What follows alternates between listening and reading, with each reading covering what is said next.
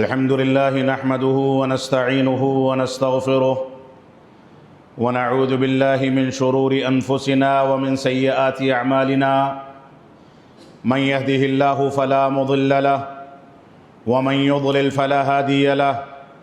وأشهد أن لا إله إلا الله وحده لا شريك له وأشهد أن محمدًا عبده ورسوله أما بعد فإن خير الحديث كتاب الله وخير الهدي هدي محمد صلى الله عليه وسلم وشر الأمور محدثاتها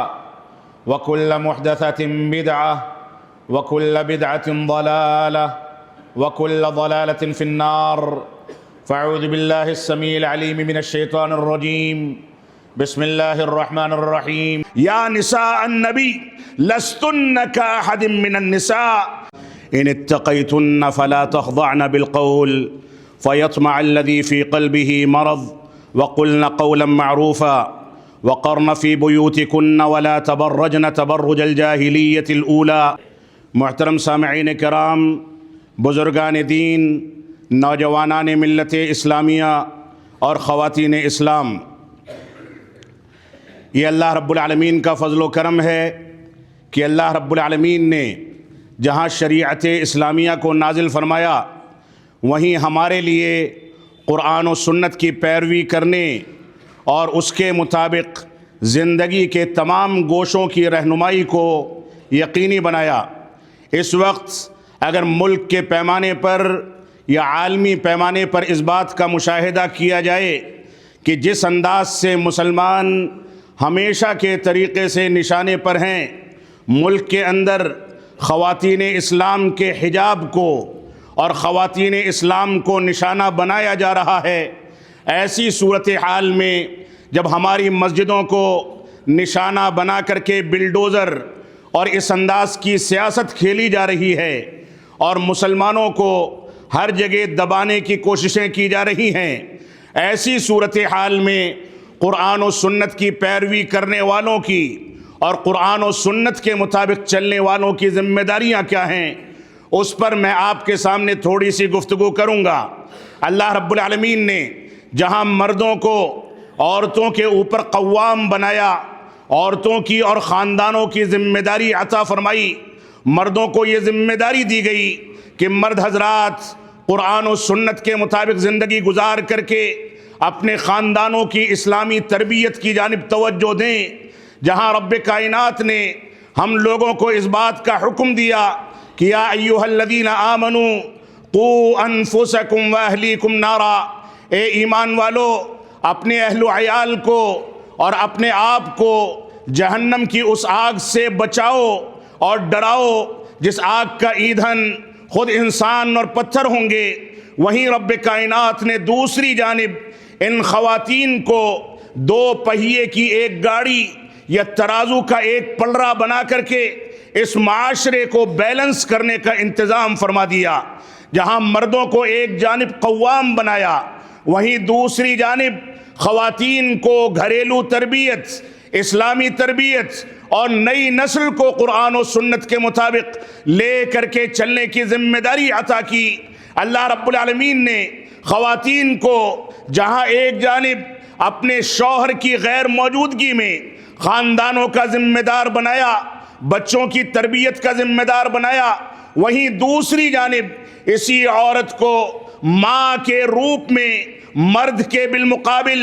3 مقامات عطا فرما کر کے اس کی فضیلت کو واضح کر دیا۔ آج کے دور میں اگر مسلم خواتین کا وتیرہ دیکھا جائے، اس بات کا مشاہدہ کیا جائے کہ ہمارے معاشرے میں جو ہماری دوسری ستون اور معاشرے کی تربیت کی سب سے بڑی ذمہ دار ہیں، جن کی کوکھ میں ایک بچہ گود میں آنے سے پہلے 9 مہینے تک تربیت حاصل کرتا ہے، جن کے بارے میں رسول اکرم صلی اللہ علیہ وسلم نے خصوصی اہتمام فرمایا، جن کے ساتھ دوڑ کے مقابلے کیے۔ اور یہی اتنا نہیں، اسلام کی خاتون اول جب اسلام کے آخری رسول اور آخری نبی کے اوپر گھبراہٹ کا عالم ہوا، غار حرا سے نکل کر کے گھبرا گئے، تو سب سے پہلے اس سید الانبیاء کو اور انبیاء کے سردار کو اسلام کی اور روئے زمین کی افضل ترین شخصیت کو سب سے پہلے جس نے دلاسا دیا وہ اسلام کی ایک خاتون تھی،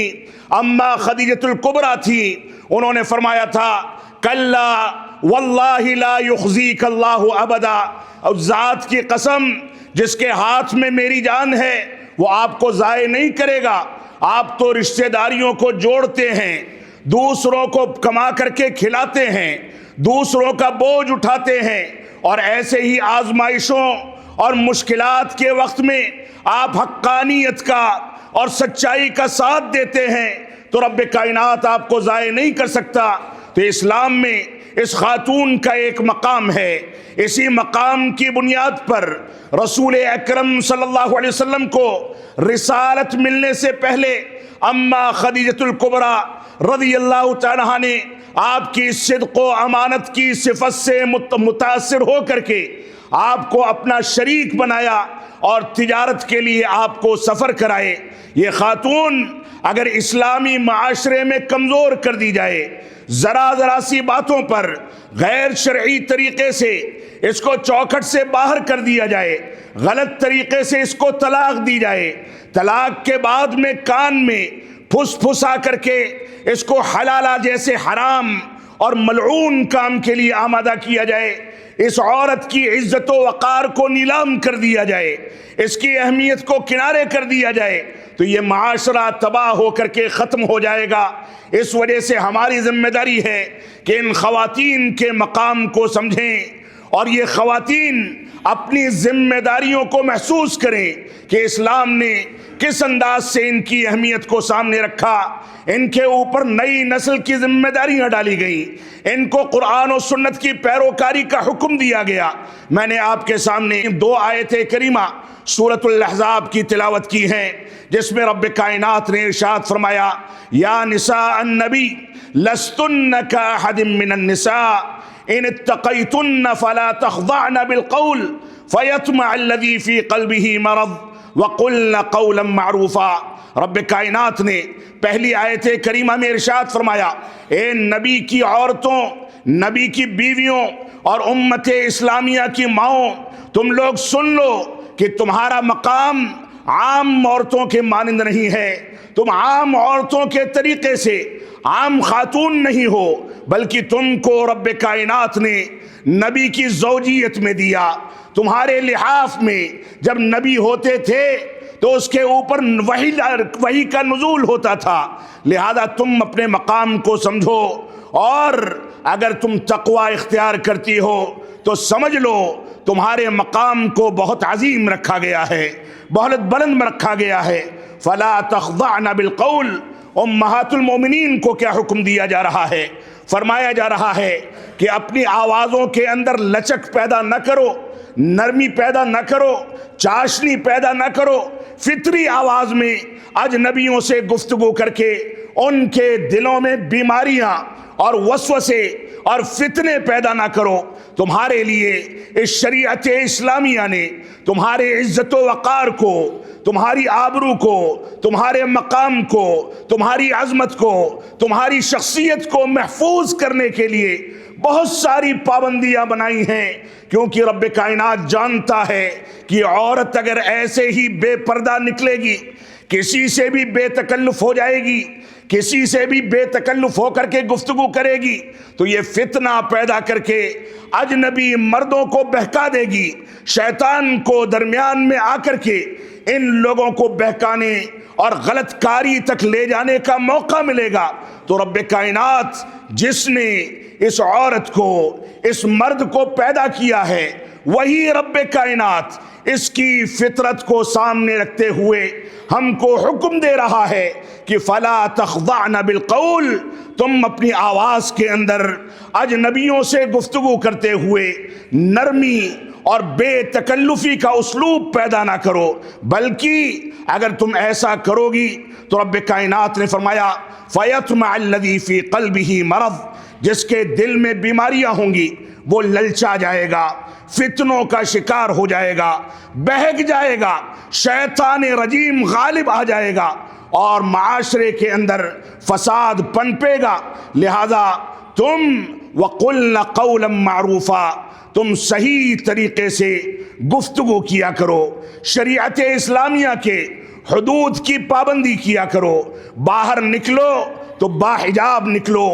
گفتگو کرو تو گفتگو کے حدود اور آداب کا لحاظ کرو، اجنبی سے لین دین کرنی ہو تو پردے کے پیچھے سے لین دین کرو، اجنبی سے گفتگو کرنے کی مجبوری ہو تو شرعی حدود میں رہ کر کے گفتگو کو انجام دو تاکہ فتنے نہ پنپیں۔ آگے فرمایا وَقَرْنَ فِي بُيُوتِكُنَّ، سنو اے خواتین، اور اللہ رب العالمین نے خواتین اسلام یعنی امہات المومنین کو مخاطب کر کے ساری مسلم خواتین کو اس بات کا حکم دے دیا وَقَرْنَ فِي بُيُوتِكُنَّ، اپنے گھروں میں ٹھہری رہو، گھروں کے اندر پردے کا لحاظ کر کے زندگی گزارو، بلا ضروری کام کے تم باہر نہ نکلو، گھروں کے اندر رہو، وَلَا تَبَرَّجْنَ تَبَرُّجَ الْجَاهِلِيَّةِ الْأُولَى، اور جاہلی دور کا بناؤ سگار اختیار کر کے فتنے پیدا نہ کرو۔ اور رب کائنات نے ان خواتین کو سورہ نور میں اپنے پردے کو، اپنے گھونگھٹ کو اپنے چہرے پر گرا دینے، اپنے کندھوں کو اور جسموں کو ڈھک لینے کا حکم دیا۔ رب کائنات نے یہاں تک حکم دیا کہ یہ عورتیں اس انداز سے نہ نکلیں کہ ان کی زیب و زینت بغیر ارادے کے اگر ظاہر ہو جائے تو کوئی بات نہیں، لیکن ارادتاً یہ اپنی زیب و زینت کا اظہار نہ کریں، اجنبیوں کے لیے فتنہ نہ بنے، ابلیس کے لیے فتنے کا سامان پیدا نہ کریں۔ رب کائنات نے سورۃ النور میں اس بارے میں ذکر فرما کر کے خواتین کے لیے دائرے عمل کو محدود کر دیا۔ یہی اتنا نہیں ہے، اگر خواتین کو اپنے مقام کو دیکھنا ہے، اپنی اہمیت اور عظمت کو دیکھنا ہے تو آپ دیکھیں رب کائنات نے ارشاد فرمایا سورۃ النحل کے اندر وَإِذَا بُشِّرَ أَحَدُهُمْ بِالْأُنثَىٰ ظَلَّ وَجْهُهُ مُسْوَدًّا وَهُوَ كَظِيمٌ، اللہ رب العالمین نے فرمایا ان کفار و مشرکین کو جب یہ بشارت دی جاتی تھی کہ تمہارے گھر میں کوئی شہزادی پیدا ہوئی ہے، کوئی بچی پیدا ہوئی ہے، جب یہ بشارت دی جاتی تھی کہ تمہارے گھر میں ایک خاتون پیدا ہوئی ہے تو ان کے چہرے سیاہ پڑ جاتے تھے اور یہ اپنے اوپر ملامت کرتے تھے اور دل ہی دل میں گھٹنے لگتے تھے۔ جبکہ اسلام جب آیا تو اسلام نے واضح کر دیا وَإِذَا الْمَوْءُودَةُ سُئِلَتْ، کہ زندہ درگور کی گئی بچیاں جن کو کفار و مشرکین زمانے جاہلیت میں زندہ درگور کر دیتے تھے، ان بچیوں کے بارے میں زندہ درگور کرنے والوں سے قیامت کے دن سوال کیا جائے گا۔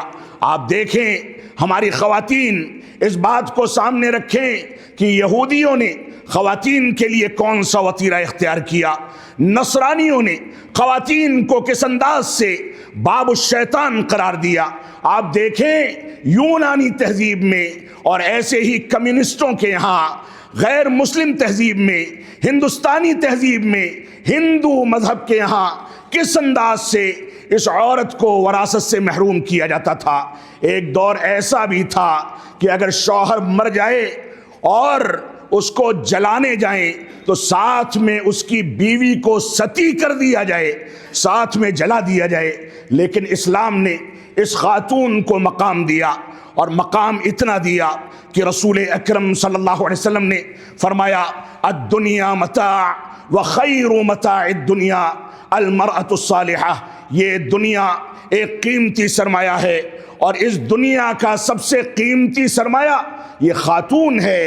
ایک نیک خاتون جو دوسرے خاندان کو چھوڑ کر کے اپنے بھائی کو، اپنی ماں کو، اپنے باپ کو چھوڑ کر کے کسی خاندان کی زینت بنتی ہے، کسی خاندان کی بیوی اور اس کی بہو بنتی ہے، اپنے خاندان کو تج کر کے دوسرے خاندان کی زینت بنتی ہے۔ یہ عورت اگر نیک ہے، دیندار ہے تو یہ ہر جگہ دینداری کو پھیلاتی ہے، نئی نسلوں کی اسلام کی تعلیمات کی پابندی پر ان کو آمادہ کرتی ہے، اسلامی تربیت کا بیڑا اٹھاتی ہے، قرآن و سنت کے مطابق چلتی ہے۔ لہذا ہماری خواتین کی ذمہ داری ہے کہ اپنے مقام کو سمجھیں، اپنی اہمیت کو سمجھیں۔ آپ دیکھیں، ایک وہ دور تھا جب رسول اکرم صلی اللہ علیہ وسلم گھبرا گئے تو اماں خدیجۃ الکبریٰ رضی اللہ تعالیٰ نے شریعت اسلامیہ کے نزول کی ابتدا میں آپ کو دلاسا دیا، آپ کو سہارا دیا، آپ کو سہارا دے کر کے ہمت دلائی کہ آپ گھبرائیں نہیں۔ یہ پہلی خاتون تھی، اور آپ دیکھیں اماں عائشہ صدیقہ رضی اللہ تعالیٰ جب رسول اکرم صلی اللہ علیہ وسلم اپنے چھوٹے سے حجرے میں مرض الموت میں مبتلا تھے تو کس کا سہارا لیا کرتے تھے؟ انہی کی پیٹھ پر سہارا لے کر کے بیٹھتے تھے،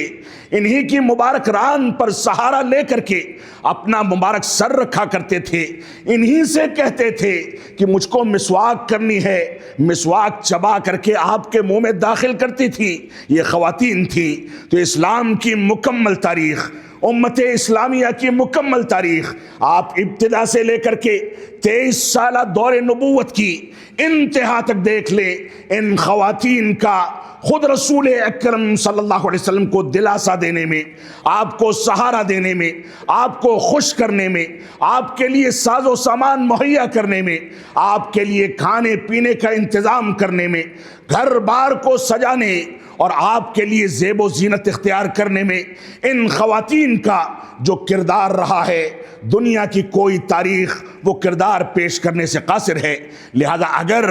آج مسلم خواتین یہ کہیں کہ مغربی تہذیب یہ کہتی ہے یہ حجاب اور یہ نقاب یہ ہمارے لیے قید و بند کی زندگی ہے، تو توف ہے، لعنت ہے ایسے باتوں پر کہ ہماری خواتین جن کو عزت و وقار دیا گیا، ہماری خواتین جن کو شوہروں کے لیے زینت بنایا گیا، ان کی زینت کو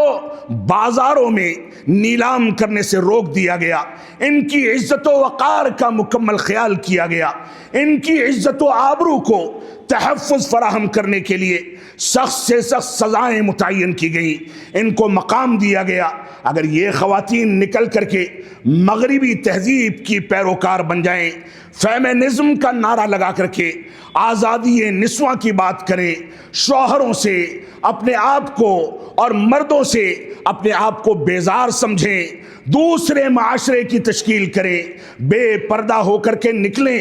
باریک اور تنگ لباس پہنیں، اسلامی تعلیمات کی دھجیاں اڑائیں، تو سمجھ لیں یہ خواتین صرف اپنے شوق پورے نہیں کرتی بلکہ نئی نسل کو جہنم میں جھونکتی ہیں، نئی نسل کو تباہی کے دہانے پر پہنچاتی ہیں۔ لہذا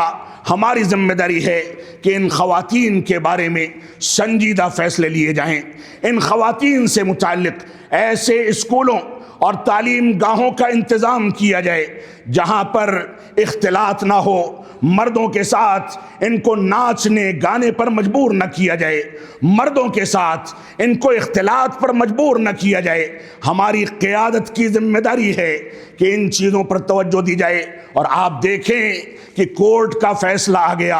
کچھ لوگوں کو رہا کیا گیا، کچھ لوگوں کو رہا نہیں کیا گیا، بڑا جشن کا ماحول ہے، ایک جانب غمناکی کا ماحول ہے۔ ہم چاہتے ہیں کہ جو بھی بے گناہ ہیں ان کو چھوڑا جائے۔ حکومت اس انداز کے فیصلے لینے سے اپنے ہاتھوں کو پیچھے کرے جس کے نتیجے میں اقلیات کے اندر خوف و ہراس کا ماحول بنے، عدلیہ سے اقلیات کا اعتماد جو اٹھنے لگا ہے، اس کے تحفظ کی ذمہ داری ان عمراء اور ان حکام اور ان حکومتوں کی ہے۔ یہ اگر اعتماد اٹھ گیا قانون سے، عدلیہ سے، ان اقلیتوں کا اعتماد اٹھ گیا تو دور نہیں کہ یہاں پر بھی جنگل راج ہوگا۔ لیکن آپ یہ توجہ دیں، اس بات پر غور و تدبر کریں کہ یہی بچیاں جو آج رہا ہو کر کے باہر آئی ہیں، خوشی کا ماحول ہے اور لوگ جشن منا رہے ہیں۔ یہ بچیاں جب جا کر کے بے پردہ ہو کر کے مظاہروں میں حصہ لیتی تھی، سڑکوں پر نکلتی تھی، اسلامی قوانین کی دھجیاں اڑاتی تھی، یہی بچیاں ہمارے خاندانوں اور ہمارے سرپرستوں کے خلاف نکل کر کے، اسلامی قانون کے خلاف نکل کر کے سڑکوں کی زینت بنتی تھی، اپنے کالجوں میں، اپنی یونیورسٹیوں میں لڑکوں کے ساتھ اختلاط اختیار کرتی تھی، گانے بجانوں کی محفلوں کا ان کی یونیورسٹیوں میں اہتمام کیا جاتا تھا۔ اسی علاقے کی ایک بہت بڑی سینٹرل یونیورسٹی ہے جس میں ہولی اور دیوالی کے موقع سے یہی مسلم بچے بچیاں ناچ گانے کرتے ہیں، خوشیاں مناتے ہیں۔ یہی مسلم بچے بچیاں نکل کر کے اسلامی نظام کی دھجیاں اڑاتے ہیں، تب ہمارے بڑے، ہمارے ماں باپ، ہمارے سرپرستوں کے درمیان غم کی لہر کیوں نہیں دوڑتی؟ یہ ایک بہت بنیادی سوال ہے۔ ہمیں اگر اپنے لیے عزت و وقار چاہیے، ہم اس بات کی تمنا اور خواہش کرتے ہیں کہ ہم کو رب کائنات عزت و وقار عطا فرمائے، تو ہم کو رب کائنات کا ہو کر کے زندگی گزارنی ہوگی۔ اللہ رب العالمین کا فرمان ہے، یا ایھا الذین آمنوا استعینوا بالصبر والصلاۃ، اے ایمان والو نماز کے ذریعے اور صبر و تحمل کے ذریعے رب کائنات سے مدد حاصل کرو۔ ان اللہ مع الصابرین، اللہ رب العالمین صبر کرنے والوں کے ساتھ ہے۔ اور یہ سارے کے سارے حادثات اور واقعات، یہ ناخوشگوار ماحول اور یہ ساری کی ساری جو چیزیں ہماری نظر سے گزر رہی ہیں، میڈیا کے ذریعے ہم دیکھتے ہیں، کبھی کسی ریاست کا ایک ذمہ دار ایک خاتون کا حجاب کھینچ دیتا ہے، ہم دیکھتے ہیں کہ دوسری جانب کسی ملک میں یہی ہماری بچیاں اسٹیج پر حجاب پہن کر کے جاتی ہیں اور اپنی آزادی کے اظہار کے لیے اس حجاب کو اسٹیج پر نکال کر کے پھینک دیتی ہیں۔ یہ اسی مہینے کا واقعہ ہے۔ اور جب ہم دیکھتے ہیں کہ اسلام کے نام پر ایک نئی ریاست جو وجود میں آئی تھی، وہاں پر ابتدائی میں عورتوں کا حجاب جلا دیا گیا، وہاں ایسی خواتین پنپ رہی ہیں جو یہ نعرہ لگاتی ہیں کہ میرا جسم میری مرضی، میں جیسے چاہوں اپنے جسم کو استعمال کروں۔ اللہ معاف فرمائے، ہماری خواتین کو رب کائنات ہدایت عطا فرمائے کہ یہ خواتین اپنی اسلامی ذمہ داریوں کو سمجھیں۔ اللہ کی قسم، اگر ان خواتین نے بچوں کی اور نئی نسل کی اسلامی تربیت پر توجہ دے دی، اگر ان خواتین نے قرآن و سنت کے مطابق اپنے خاندانوں کو ڈھال لیا، ان خواتین نے اپنے شوہروں کو، اپنے بھائیوں کو، اپنے باپ کو، اپنے سسر کو اور متعلقین مردوں کو اور خواتین کو اگر اسلام کی جانب کھینچنے میں کامیابی حاصل کر لی، یہ باہر نکلیں نہ نکلیں، یہ حجاب میں نکلیں، با پردہ رہیں، ان کو دنیا ملے نہ ملے، ان کو زیورات ملے نہ ملے، ان کو دنیا داری کرنے کا موقع ملے نہ ملے، اگر انہوں نے ایک بچے کی تربیت کی ذمہ داری اٹھائی ہے تو اللہ کی قسم یہ ان کے لیے کل سرمایہ ہے، یہی آخرت کی کامیابی کی کنجی ہے، یہی دنیا کے اندر عزت و وقار کمانے کا ذریعہ ہے۔ رب کائنات ہم کو قرآن و سنت کی پیروی کرنے کی توفیق عطا فرمائے۔ ان خواتین کو اپنے مقام کو سمجھنا چاہیے۔ یہی خواتین تھیں جن کے بارے میں رسول اکرم صلی اللہ علیہ وسلم نے حجۃ الوداع کے موقع سے بار بار صحابہ کرام کو اور امت اسلامیہ کو بار بار یہ وصیت فرمائی تھی کہ فاتقوا اللہ فی النساء، فاتقوا اللہ فی النساء، اے لوگوں عورتوں کے بارے میں اللہ رب العالمین سے ڈرو، عورتوں کے بارے میں اللہ رب العالمین سے ڈرو۔ کیا یہی ڈر ہے کہ ہم طلاق کے نظام کو تبدیل کر کے ایک مجلس کی 3 طلاق کو 3 قرار دے کر کے خلاف سنت فیصلہ کر کے اور قرآن و سنت کی دلیلوں کو مردود قرار دے کر کے اپنے ہی گھر کی عزت و آبرو کو نکال کر کے چوکھٹ سے باہر کر دیتے ہیں، اس کو حلالہ کے لیے پیش کیا جاتا ہے۔ معاف فرمائیں گے، یہ خواتین کے ساتھ انصاف نہیں ہے۔ ان خواتین کو قرآن و سنت کی پیروی پر آمادہ کیا جائے، ان کے لیے ایسا ماحول مہیا کیا جائے کہ یہ خواتین اپنے خاندانوں کی شہزادی بن کر کے، اس کی ملکہ بن کر کے خاندانوں میں نئی نسلوں کی اسلامی تربیت پر توجہ دیں، اسی کے مطابق زندگی کو ڈھالیں، اسی کے مطابق آگے چلیں۔ یہ خواتین اگر اپنی ذمہ داریوں کو نبھا لیں گی اور نبھا کر کے چلیں گی تو ایسی صورت میں یہ خواتین ایک اچھے معاشرے کی تشکیل دے سکیں گی۔ آپ دیکھیں، خاتون سب سے زیادہ جہاں محفوظ ہوتی ہے یعنی مسجدوں کے اندر، ان مسجدوں کے بارے میں رسول اکرم صلی اللہ علیہ وسلم نے واضح کر دیا، اختلاط سے بچنے کے لیے فرمایا خیر صفوف الرجال اولها وشرها آخرها، کہ مردوں کی سب سے بہتر صف نماز پڑھنے کے لیے پہلی صف ہے، اور سب سے بری صف یہ آخری صف ہے، اور خواتین کی سب سے اچھی صف، افضل ترین صف یہ آخری صف ہے، اور پہلی صف یہ شر پر مبنی ہے۔ کیوں ایسا کہا گیا؟ کیونکہ اس دور میں مسجدوں کے اندر ایک ہی ہال میں مرد حضرات آگے نماز پڑھتے تھے، خواتین پیچھے پڑتی تھیں۔ مردوں کی آخری صف سے خواتین کی پہلی صف سب سے زیادہ قریب ہوتی تھی، فتنے کے خدشات زیادہ ہوتے تھے، کھانسنے کی، بولنے کی، کچھ چیزیں انجام دینے کی، ان کی صفتوں کو یہاں پر بھانپ لینے کا موقع ہوتا تھا۔ اللہ کے نبی صلی اللہ علیہ وسلم نے اس کی رگیں کاٹ دی۔ آپ دیکھیں خواتین کے بارے میں اللہ کے نبی صلی اللہ علیہ وسلم نے فرمایا المرأۃ عورہ، یہ عورت جو ہے یہ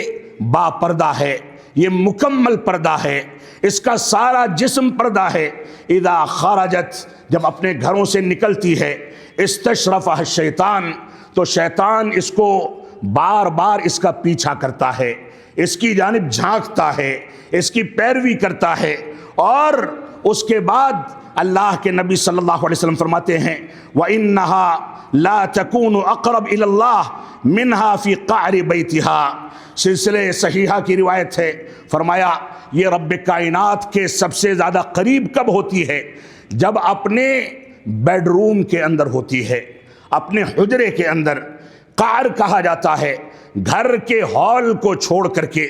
گھر کے اندرونی کمروں کو، ان کمروں کو جس کے اندر عورت اگر پردہ کر لے، دروازہ بند کر لے تو وہاں تک کسی کی رسائی نہ ہو۔ اور بعض روایات میں اللہ کے نبی صلی اللہ علیہ وسلم فرمایا صلاۃ المرأۃ فی مخدعها افضل من صلاتها فی بیتها وصلاتها فی بیتها افضل من صلاتها فی حجرتها۔ اللہ کے نبی صلی اللہ علیہ وسلم نے فرمایا کہ ایک عورت کی نماز جو وہ اپنے داخلی کمرے میں پڑھتی ہے وہ اس کے گھر کی نماز سے زیادہ افضل ہے۔ گھر کے کسی وسیع مکان پر اگر نماز پڑھتی ہے، گھر کے ہال میں یا صحن میں نماز پڑھتی ہے تو اس سے اس کی وہ نماز زیادہ افضل ہے جو اپنے کمرے کے اندر ادا کرے، اور اس کے گھر کی نماز، اس کے کمرے کی نماز اس کی گھر کی نماز سے زیادہ بہتر ہے۔ اس وجہ سے ہماری خواتین کو پردوں کے ان صورتحال کا اور ان شکوں کا مکمل خیال کرنا چاہیے۔ آپ دیکھیں یہ معاملہ صرف اسلامی مذہب کے اندر نہیں ہے، میں یہاں کی اکثریتی تہذیب سے یہ گزارش اور اپیل کرنا چاہوں گا، کیا ہندو مت اور ہندو دھرم کے اندر خواتین کو گھونگھٹ گٹا کر کے پردہ کرنے کا حکم نہیں دیا گیا؟ کیا دوسرے مذاہب میں ان خواتین کو با پردہ رہنے کا حکم نہیں دیا گیا؟ آج جو لوگ اسلام کے خلاف دوسرے فتنوں کی وکالت کر کے اسلام کو بدنام کرنا چاہتے ہیں، وہ سب سے پہلے اپنی گریبان میں جھانکیں اور سوچیں کہ کیا ان کے گھر کی خواتین اگر باہر نکلتی ہیں، گھونگھٹ نہیں گراتی ہیں، کوئی ان کے اوپر آواز کستا ہے، کسی فتنے کا شکار ہو جاتی ہیں، تو کیا وہ برداشت کر پائیں گے؟ کوئی بھی مذہب، کوئی بھی دھرم اس بات کی اجازت نہیں دیتا ہے کہ خاتون معاشرے میں نکل کر کے فتنہ کھڑا کرے۔ رب کائنات ہم کو قرآن و سنت کی پیروی کرنے کی توفیق عطا فرمائے۔ یہ جو مشکل احوال ہیں، ان مشکل احوال میں خواتین کے اوپر بار بار حملے کیے جا رہے ہیں، عدلیہ سے اقلیتوں کا اعتماد اٹھتا چلا جا رہا ہے۔ ان صورتحال میں ہمیں صبر و تحمل سے کام لینا چاہیے، جذبات سے پرہیز کرنا چاہیے، قانون کو ہاتھ میں لینے سے اجتناب کرنا چاہیے، کیونکہ رب کائنات کا فرمان ہے یا ایھا الذین آمنوا استعینوا بالصبر والصلاۃ ان اللہ مع الصابرین۔ اے ایمان والو، صبر و صلاۃ کے ذریعے اللہ رب العالمین کی مدد حاصل کرو۔ اللہ رب العالمین مدد کرنے والوں کے ساتھ ہے۔ ان حالات میں ہم اپنا جائزہ لیں، اپنے گریبان میں جھانکیں کہ ہم کس حد تک اسلامی تعلیمات پر عمل پیرا ہیں۔ ان حالات میں ہم کو رب کائنات کی جانب رجوع کر کے دعاؤں کا اہتمام کرنا چاہیے۔ ان احوال میں ہمیں اسلامی تربیت پر توجہ دے کر کے نئی نسلوں کو رب کائنات سے جوڑنا چاہیے۔ ہمارا کل سرمایہ یہ ہے کہ ہم سے ہمارا رب راضی ہو جائے، دنیا کے قوانین ہمارے خلاف بنتے رہیں، دنیا ہمارے خلاف سازشیں کرتی رہے، ہمیں بدنام کیا جاتا رہے، ہمارے خلاف سازشیں رچی جاتی رہیں، لیکن اگر رب کائنات ہمارا اپنا ہے تو ایسی صورت میں رب کائنات نے واضح کر دیا، ان تنصر اللہ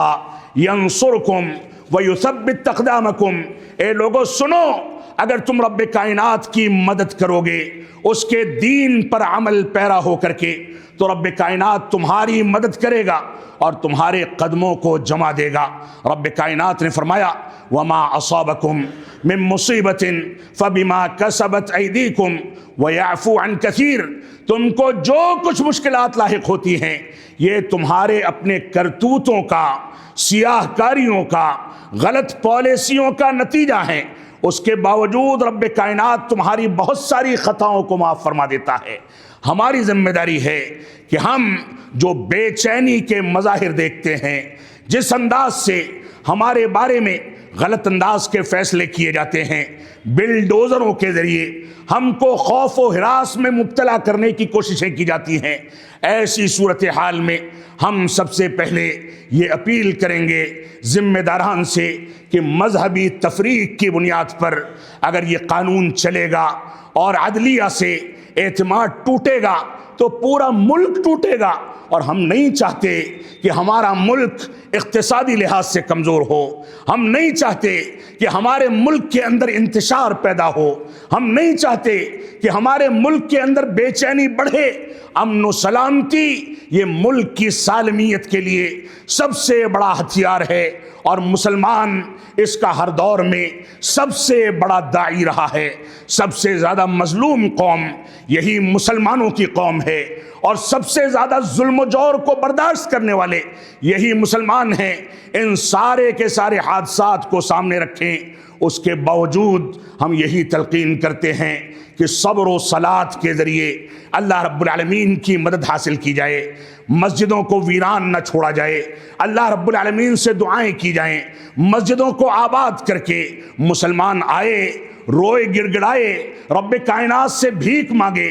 اور ان حالات کی بہتری کے لیے رب کائنات سے دعائیں کی جائیں۔ یہی ہماری پالیسی ہے۔ رب کائنات ظلم کرنے والے ظالموں کو سبق سکھانے پر قادر ہے، اس کی لاٹھی بے آواز ہے، وہ جانتا ہے کہ کس کو کہاں پکڑنا ہے، کیسے پکڑنا ہے۔ ہماری ذمہ داری یہ ہے کہ ہم رب کائنات سے قربت اختیار کریں، اس سے